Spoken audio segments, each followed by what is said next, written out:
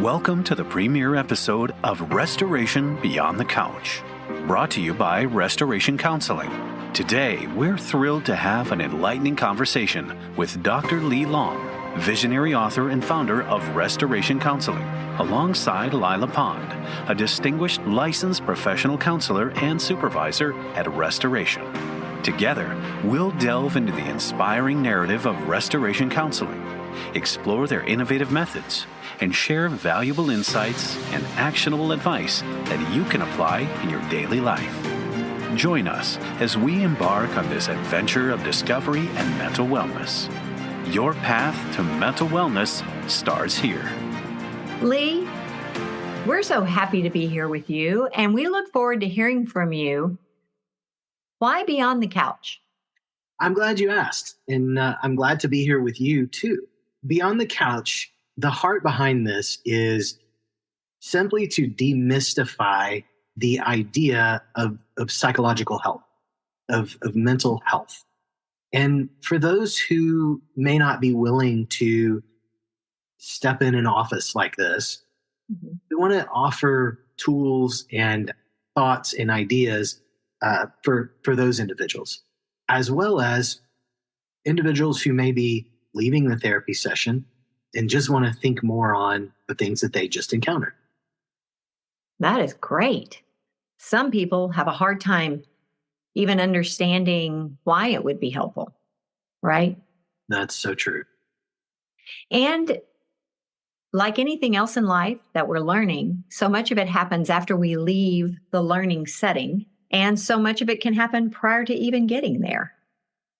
Such great points. So, Dr. Lee, can you take us back to the very beginning and share your personal story, your inspiration behind even founding Restoration Counseling? Where did that come from? I always knew I loved understanding why we do what we do. Connecting with people, what are our behaviors, where do they come from? That's always been fascinating to me. When I was in college, my degree was psychology. I was driving over a bridge and there was tons of traffic. I just thought, there's just traffic. As I pulled over this bridge, I saw why there was traffic. Unfortunately, it was somebody who was trying to take their life. Oh my. And I recall the look on the face of the EMT driver that was there and the police officer that was there.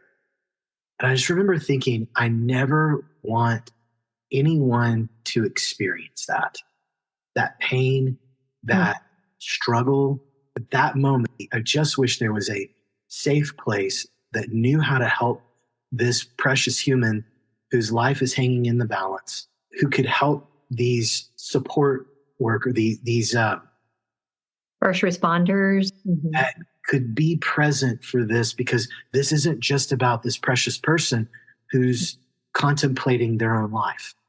This is a big ripple effect.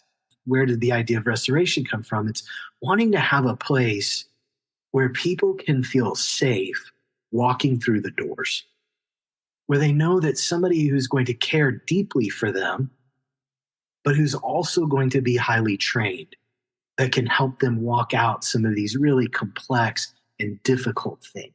That's really the heart and the inspiration behind. That was a really pivotal moment for me driving up on that. Oh, I can imagine. I can see where that would inspire you to be drawn to this profession and to counseling.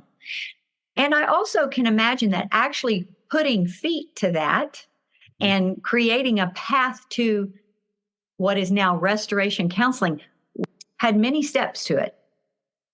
Can you fill us in on that? You bet. That is in fact true. Yeah, the education alone was quite a path. Working through and recognizing getting my master's degree and then, getting the experience and then my doctorate and the experience from that. And so, yeah, the education that came along with getting to a place where restoration could even be an idea was quite the path.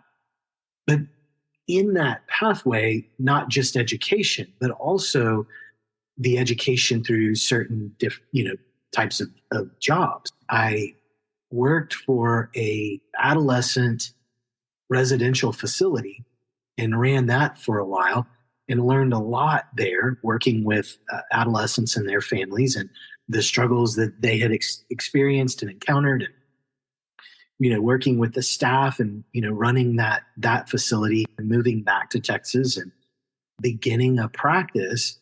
You don't start out with a host of clients to work with when you move from out of state. And so it took a lot of effort to build restoration utilization review, which is working with insurance companies and making sure patients got to stay as many days as they needed to stay. And I worked with the Texas Youth Correctional Facilities and working with kids that had been pulled out of foster care because they had broken the law. And, Wow.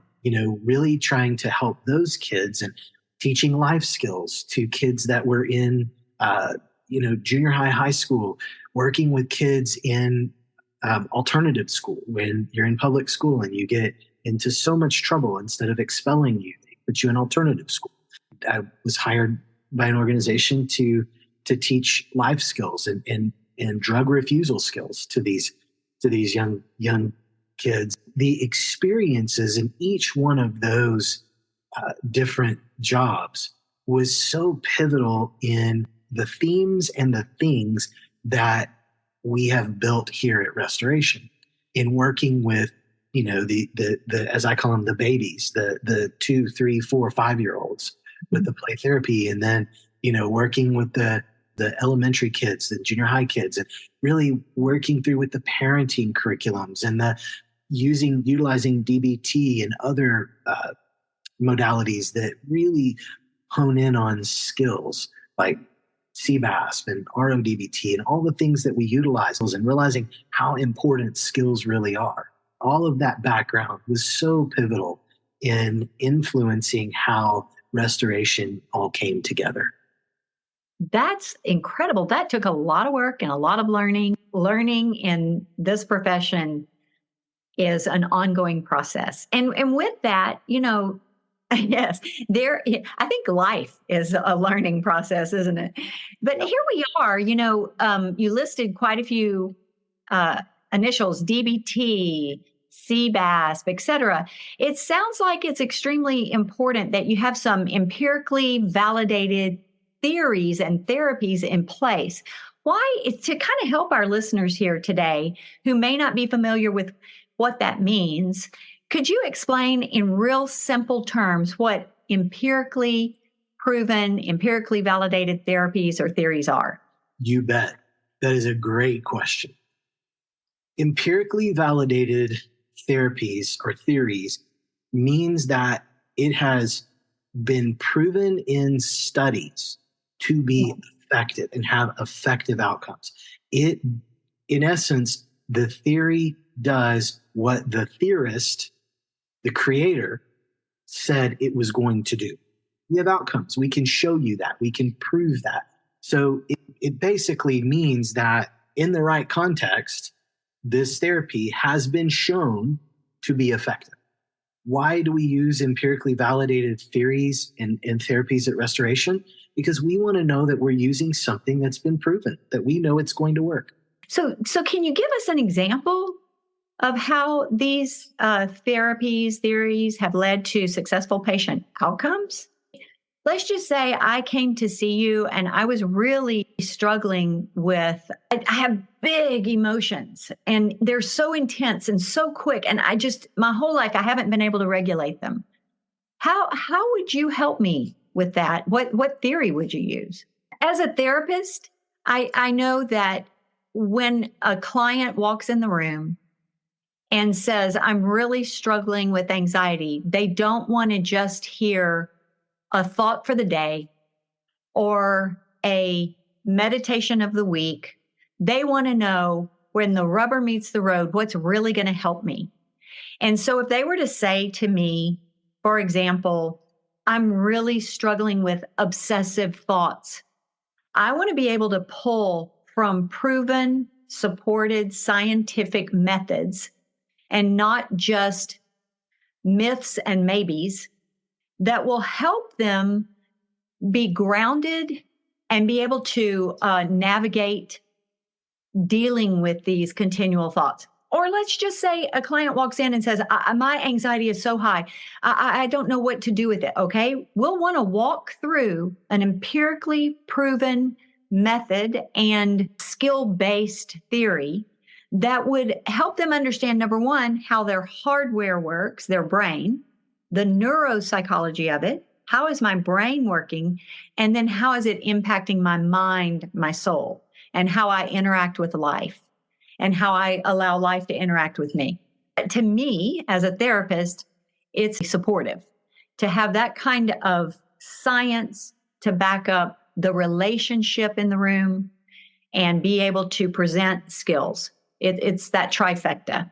Very well said. When someone is coming to see us and they're in the midst of a struggle, first of all, reaching out for help is a very vulnerable but very powerful step to take. Stepping into that vulnerability is definitely a place. As therapists, we want to make sure we meet you there with all of the tools that we have to help you walk those things out. We want to make sure that our toolbox is full.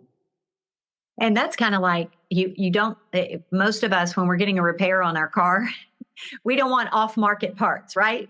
That's getting true to that model, and we can offer authentic, reliable parts and skills. Yeah. One thing that is, I believe, is unique about restoration is that we believe that relationships are at the center and at the core.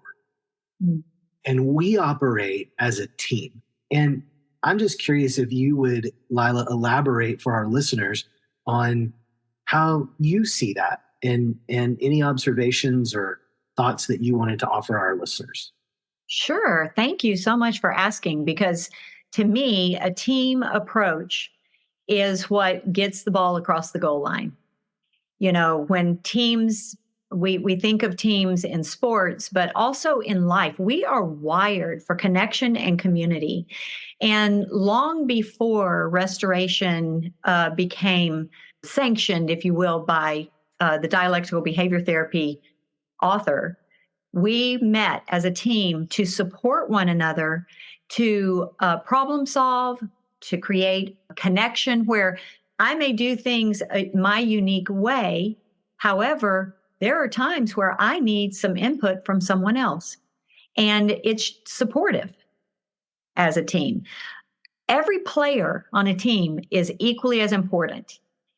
And it's not about one person knowing more or being better. It's about how do we move the ball across the goal line effectively and relationally. And you know, as therapists, that relationship with one another is very important to the culture that is able to provide individual relationship in those therapeutic settings, in that room, on the couch with that one individual. I remember in the beginning of my career feeling like I was an island unto myself. Oh, man. That you constantly are giving away of yourself. And that in a therapeutic relationship, there's a limit to what you're allowed to share. And you're not there to be supported by your client. You're there to be supportive of. Exactly. Just that feeling of being an island was so beautifully undone with the team, where you feel like when in between sessions, how nice is it to walk the hallway, you know, to run to the kitchen for a glass of water, and you run into 3 of your teammates and they may just smile at you. And that's the interaction, and it brightens your day. Or they may give you a high five, or, you know, they may say, gosh, that was such a tough session. And you can, you know, put your arm around them either figuratively or literally and just say, you know, go get them. You've got this. Like, we're with you. And just knowing that that's there is such a burden lifter for me in particular.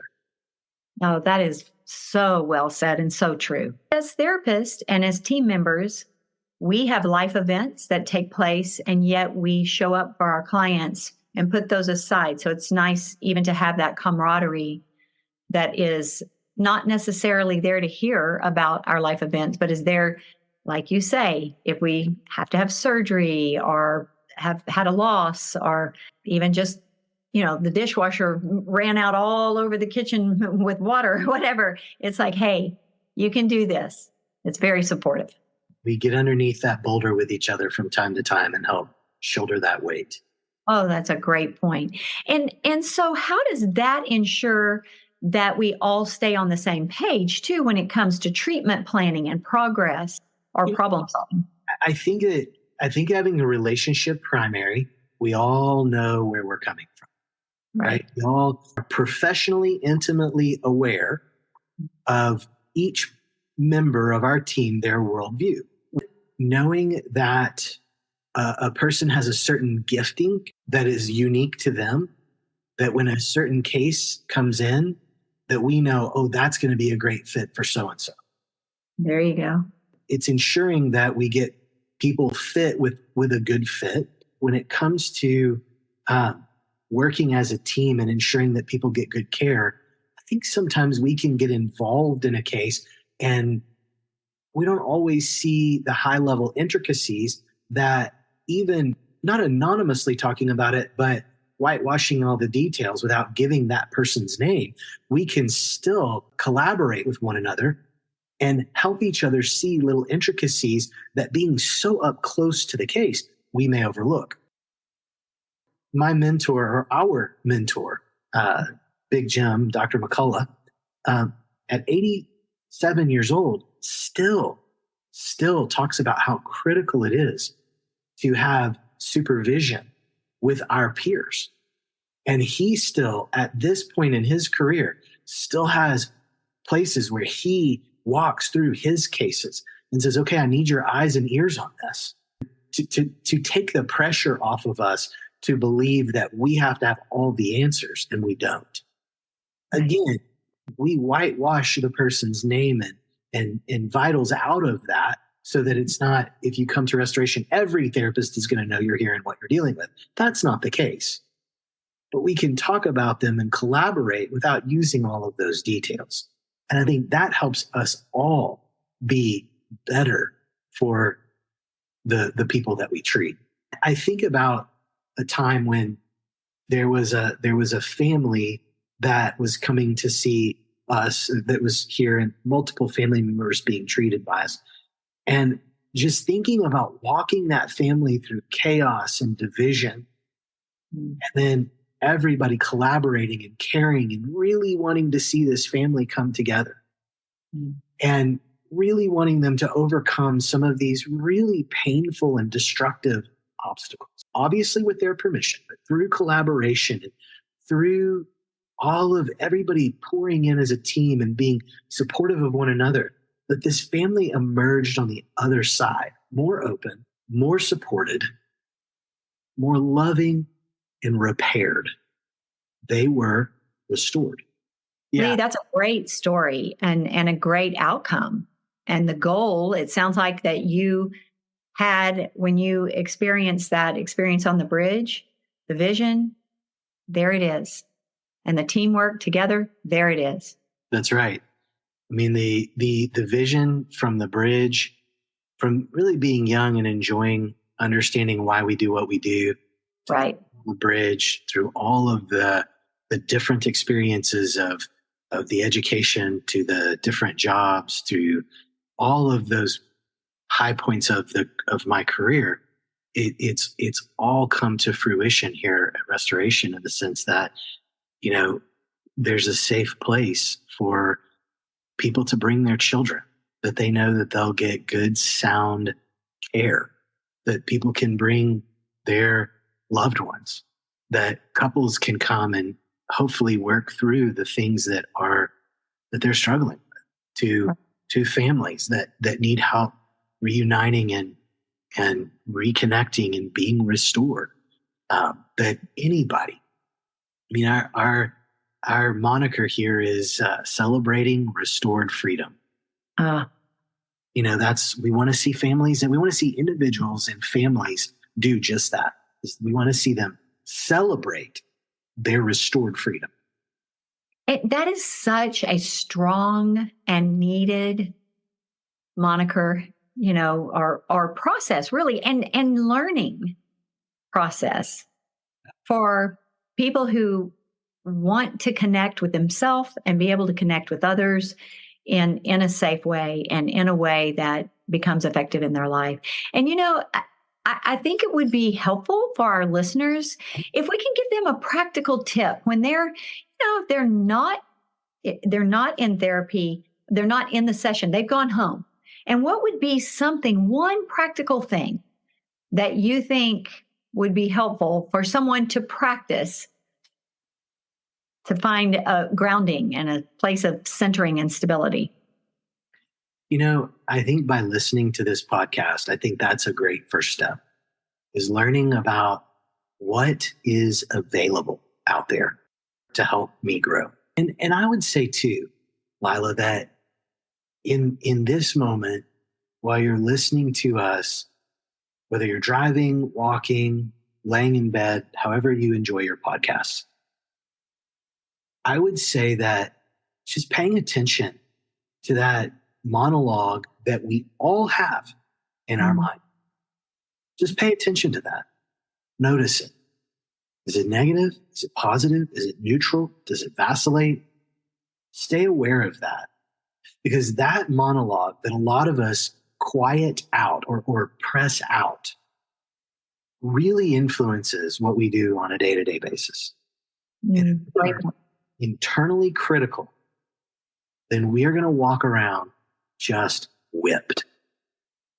But if we become aware of how we talk to ourselves, how we think about ourselves, we just become aware of that, you might be really surprised at how much lighter you feel when you stop criticizing yourself. Oh, that is such a great practice. And, how many times a day should a person do that? I would say, I agree with you, continually. Notice, because there are those voices in our head that are, we have adopted the criticism of the input from life. It could be the bully on the playground in first grade. It could be the kid in PE class in seventh grade. It could be the coach. It could be our father, our mother, our sibling, our friend, the neighbor.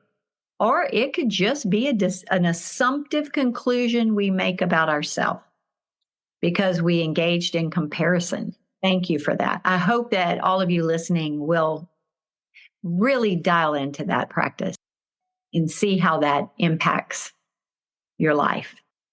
Here's one thing that may actually dovetail beautifully with the noticing the self-talk. Okay. People are quite undone by how critical they are of themselves. And it might be dysregulating to discover that. Mm-hmm. If you find yourself dysregulated, one thing that you can do is you'll notice your breath. You'll notice you may be holding your breath. You may be breathing really shallow and quick, rapidly. As a result, you may just want to take a deep breath in through your nose, out through your mouth. When I heard one person that I work with said, smell the flowers, blow out the candles. There you go. That's awesome. That was a really sweet way to say it. Yeah. Flowers, blow out the candles. And it's a very regulating exercise. And I think just wherever you are, if you find yourself feeling just undone or out of sorts, notice your breathing. Lee, that is so helpful. And it really fits together because it goes from our mind to our body. And the two work together, right? Our mind, our body, our spirit, our soul, it all is connected. And so often just that simple act of intentionally breathing can calm not just our mind, but also our body, because our brain is sending signals to our body all the time. We're so complex. And, that's why those practices are helpful all day long. We do hold our breath a lot, don't we? We do. And it's interesting to note that is how often we do hold our breath when we do tense up. Someone's telling you a really difficult story. one of the things that I noticed is that they tend to hold their breath while they tell that story. Right. And it's often just saying, okay, take a deep breath. Just let's breathe through this process. So. Right. You know what? This has been so informational and also so relational today that I hope everyone who's listening knows that our goal in these podcasts is not just to give you a history of how restoration started and what your vision and mission were, but also the importance of being professional and warm and relational. So we just appreciate everyone coming to hear us and take in what we had to offer today. Thank you for being with us today. It was a joy to be here. If you found value in our discussion and wish to uncover more about the fascinating world of mental wellness, don't forget to subscribe to the podcast. Stay tuned for our upcoming episodes where Dr. Long will continue to delve into empowering therapies and strategies for mental wellness. Your journey to understanding and embracing mental health is just beginning, and we're excited to have you with us every step of the way. Until next time, keep exploring, keep growing, and remember to celebrate restored freedom as you uncover it.